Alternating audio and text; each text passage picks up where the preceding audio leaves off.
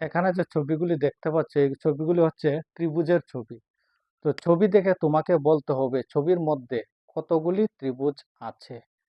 তো অঙ্কগুলি যদি ভালো মতো লক্ষ্য করো আজকের পর দেখে তোমাদের আর ভুল হবে না কিভাবে ত্রিভুজে বের করতে হবে। তো অঙ্কগুলি ভালো মতো লক্ষ্য করো। দেখুন প্রথম প্রশ্নটার মধ্যে কতগুলি ত্রিভুজ আছে সেটা বের করতে হবে। তো দেখুন অঙ্কটা কিভাবে আমরা সমাধান করব। তো অঙ্কটা সমাধান করতে গিয়ে এখানে লিখতে হবে 1 আর এই জায়গায় লিখতে হবে 2। এখন এই দুটি সংখ্যা আমরা যোগ করে নেব। তো একের সঙ্গে যদি 2 যোগ করি যোগফলটা হবে 3। তাহলে এই ছবিটার মধ্যে ত্রিভুজের সংখ্যা আছে 3টি। এখন দেখুন 2 নম্বর প্রশ্নটা। তো এখানে লিখতে হবে 1, এখানে লিখতে হবে 2, এখানে লিখতে হবে 3। এই যে সংখ্যাগুলি আমি লিখেছি সবগুলি সংখ্যা যোগ করতে হবে। তাহলে দেখুন একের সঙ্গে যদি 2 যোগ করি যোগ করলে 3 হবে। 3 এর সঙ্গে আবার এই 3 যদি যোগ করি যোগফলটা হবে 6। তাহলে এই যে ছবিটা আছে এই ছবির মধ্যে ত্রিভুজের সংখ্যা হচ্ছে মোট 6টি। এখন দেখুন এই প্রশ্নটা সমাধান করতে গিয়ে এই জায়গার মধ্যে লিখতে হবে 1, এখানে লিখতে হবে 2, এখানে 3, এখানে লিখতে হবে 4। তো আমি বের করব এই ছবির মধ্যে কতগুলি ত্রিভুজ আছে। তো সেটা বের করতে গিয়ে এই যে সংখ্যাগুলি রেখেছি সবগুলি সংখ্যা যোগ করে নিতে হবে। তো এখানে দেখুন 1 এর সঙ্গে 2 যোগ করলে 3, 3 এর সঙ্গে আবার এই 3 যোগ করলে 6, 6 এর সঙ্গে যদি 4 যোগ করি যোগফলটা হবে 10। অর্থাৎ এই ছবিটার মধ্যে ত্রিভুজের সংখ্যা হচ্ছে 10টি। নেক্সট প্রশ্নটা দেখুন। তো এই প্রশ্নটা সমাধান করতে গিয়ে এখানে লিখতে হবে 1, এখানে লিখতে হবে 2, এখানে লিখতে হবে 3, এখানে লিখতে হবে 4, এখানে লিখতে হবে 5। এখন সবগুলি সংখ্যা আমি যোগ করে নেব। তো 1 আর 2 যোগ করলে 3, 3 আর 3 যোগ করলে 6, 6 এর সঙ্গে যদি 4 যোগ করি যোগফলটা হবে 10, 10 এর সঙ্গে 5 যোগ করলে যোগফলটা হবে 15। অর্থাৎ এই যে ছবিটা দেখতে পাচ্ছ এই ছবির মধ্যে মোট ত্রিভুজের সংখ্যা হচ্ছে 15টি। এখন পরের প্রশ্নগুলি দেখুন কিভাবে সমাধান করব। পরের প্রশ্নগুলির মধ্যে দেখুন কিভাবে আমি ত্রিভুজের সংখ্যা নির্ণয় করব। প্রথমে এই অঙ্কটা দেখুন। তো অঙ্কটার মধ্যে প্রথম বের করব ত্রিভুজ কয়টি আছে। তো এখানে লিখতে হবে 1, এখানে লিখতে হবে 2। এখন এই দুটি সংখ্যা যোগ করে নিতে হবে। তো 1 আর 2 যদি যোগ করি যোগফলটা হবে 3। এখন দেখুন এদিকেও লিখতে হবে 1, এখানেও লিখতে হবে 2। তো এই যে ত্রিভুজটা আছে এই ত্রিভুজের মধ্যে সর্বোচ্চ উচ্চতাটা ধরতে হবে এখানে 2। তো এখানে যে 3 বের হয়েছে এই 3 এর সঙ্গে সর্বোচ্চ উচ্চতা অর্থাৎ 2 গুণ করে নিতে হবে। তাহলে 3 আর 2 গুণ করলে 6। অর্থাৎ এই ছবিটার মধ্যে ত্রিভুজের সংখ্যা হচ্ছে মোট 6টি। এখন দেখুন এই অঙ্কটা। তো এখানে লিখতে হবে 1, এখানে লিখতে হবে 2, এখানে লিখতে হবে 3। প্রথমে এই সবগুলি সংখ্যা আমরা যোগ করে নেব। 1 আর 2 যোগ করলে 3, 3 এর সঙ্গে 3 যোগ করলে 6 হবে। এখন দেখতে হবে এই ছবিটার মধ্যে অর্থাৎ এই ত্রিভুজের মধ্যে সর্বোচ্চ উচ্চতার মান কত। তো এখানে লিখতে হবে 1, এখানে 2, এখানে লিখতে হবে 3। অর্থাৎ সর্বোচ্চ উচ্চতার মান হচ্ছে 3। তো এই 6 এর সঙ্গে 3 গুণ করে নিতে হবে। তো গুণ করলে 3 আর 6 18 হবে। অর্থাৎ এই ছবিটার মধ্যে ত্রিভুজের সংখ্যা হচ্ছে 18টি। এখন দেখে নেব এই ছবিটার মধ্যে ত্রিভুজ কয়টি। এখানে লিখতে হবে 1, এখানে 2, এখানে লিখতে হবে 3, এখানে লিখতে হবে 4, এখানে লিখতে হবে 5। তো প্রথমে এই সবগুলি সংখ্যা যোগ করতে হবে।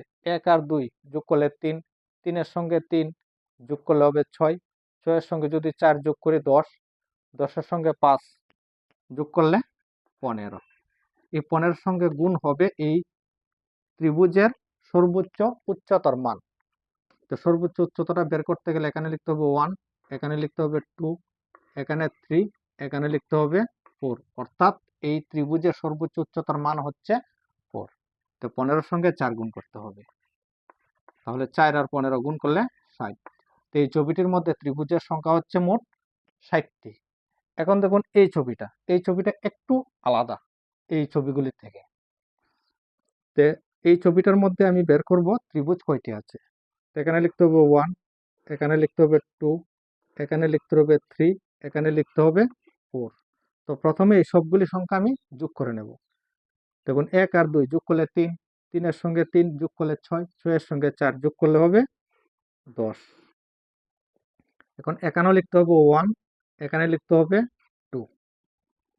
দেখুন 1 আর 2 যোগ করলে 3, এই 3 10 এর সঙ্গে আবার যোগ করে নিতে হবে। এই জায়গার মধ্যে লিখতে হবে 1, এখানেও লিখতে হবে 2, এখানেও লিখতে হবে 3। এই সবগুলি সংখ্যা আবার যোগ করে নিতে হবে।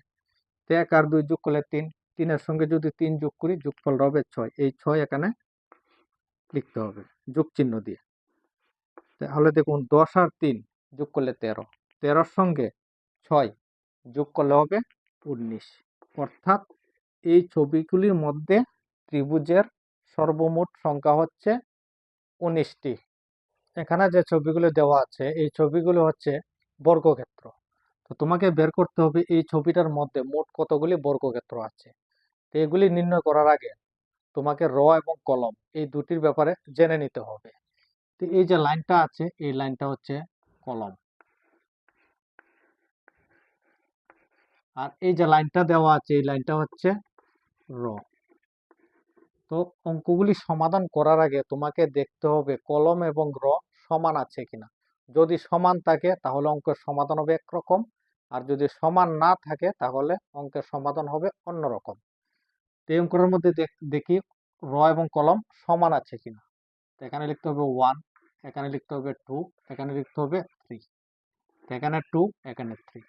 এখানে দেখা যাচ্ছে কলম এবং র দুটোটাই সমান আছে। যদি সমান থাকে তাহলে অঙ্কটার সমাধান কিভাবে হবে দেখুন। এখানে যে 1 আছে এই 1 এর স্কয়ার লিখতে হবে প্রথম, তারপর প্লাস, প্লাস দিয়ে এই 2 এর স্কয়ার লিখতে হবে, তারপর প্লাস দিয়ে লিখতে হবে এই 3 এর স্কয়ার। যদি কলম এবং র সমান থাকে তাহলে এইভাবে সংখ্যাগুলি লিখে সমাধান করতে হবে। এখন দেখুন 1 এর স্কয়ার হচ্ছে 1, তারপর প্লাস 2 এর স্কয়ার হচ্ছে 4, তারপর প্লাস 3 এর স্কয়ার হচ্ছে 9। তো 1 আর 4 যোগ করলে 5, 5 এর সঙ্গে যদি 9 যোগ করি যোগফলটা হবে 14। অর্থাৎ এই ছবিটার মধ্যে মোট বর্গক্ষেত্রের সংখ্যা হচ্ছে 14টা।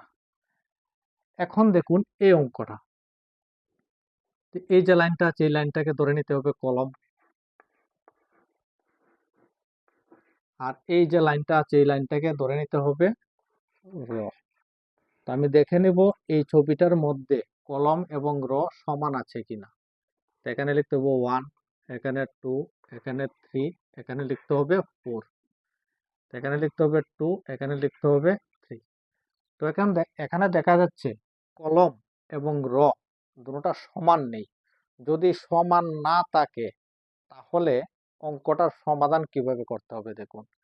তো এখানে আছে 3, এই 3 এর সঙ্গে এই 4 গুণ করে নিতে হবে। তাহলে দেখুন 3 আর 4 যদি গুণ করি গুণফলটা হবে 12, তারপর চিহ্ন হবে প্লাস। এখন দেখুন এখানে আছে 2, এখানে আছে 3। এখন এই 2 আর 3 গুণ করে নিতে হবে। তো গুণ করলে হবে 6, তারপর প্লাস। এখন দেখুন এখানে আছে 1, এখানে আছে 2, এই দুটি সংখ্যাকেও গুণ করে নিতে হবে। তো 1 আর 2 গুণ করলে 2 হবে। যদি কলম আর র সমান না থাকে তাহলে এইভাবে অঙ্কটার সমাধান করতে হবে। তো দেখুন 12 আর 6 যদি যোগ করি যোগ করলে হবে 18, 18-র সঙ্গে 2 যোগ করলে 20।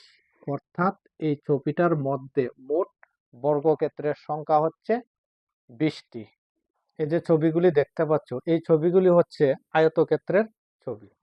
ছবির মধ্যে নির্ণয় করতে হবে কতগুলি আয়তক্ষেত্র আছে।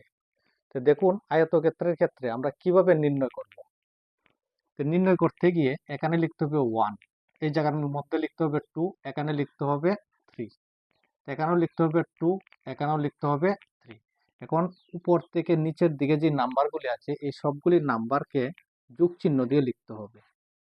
তারপর লিখতে হবে 2, প্লাস দিয়ে লিখতে হবে 3, তারপর এখানে লিখতে হবে গুণ চিহ্ন। এখন এই যে নাম্বারগুলি আছে এই সবগুলি নাম্বার আবার যোগ করে লিখতে হবে। তো 1 প্লাস 2 প্লাস 3। এখন দেখুন 1 আর 2 যদি যোগ করি যোগফলটা হবে 3, 3 এর সঙ্গে 3 যোগ করলে 6, তারপর ইনটু। এখন এখানে আছে 1, এখানে আছে 2, এখানে আছে 3, এই সবগুলি সংখ্যা যদি যোগ করি এখানে যোগফলটা হবে 6। এখন 6 আর 6 যদি গুণ করি গুণফলটা হবে 36। অর্থাৎ এই যে ছবিটা আছে এই ছবির মধ্যে মোট আয়তক্ষেত্রের সংখ্যা হচ্ছে 36টি। তাহলে নেক্সট প্রশ্নটা দেখুন, এখানে লিখতে হবে 1, এখানে লিখতে হবে 2, এখানে লিখতে হবে 3, এখানে 2, এখানে 3, এখানে হবে 4। এখন 1 আর 2 যদি যোগ করি 3 হবে, 3 এর সঙ্গে 3 যোগ করলে 6, তারপর ইনটু। এখন এই সবগুলি সংখ্যা আবার যোগ করতে হবে। তো 1 আর 2 যোগ করলে 3, 3 আর 3 যোগ করলে 6, 6 এর সঙ্গে 4 যোগ করলে 10 হবে। এখন দেখুন 6 আর 10 যদি গুণ করি গুণফলটা হবে 60। অর্থাৎ এই যে ছবিটা আছে এই ছবির মধ্যে মোট আয়তক্ষেত্রের সংখ্যা হচ্ছে 60টি।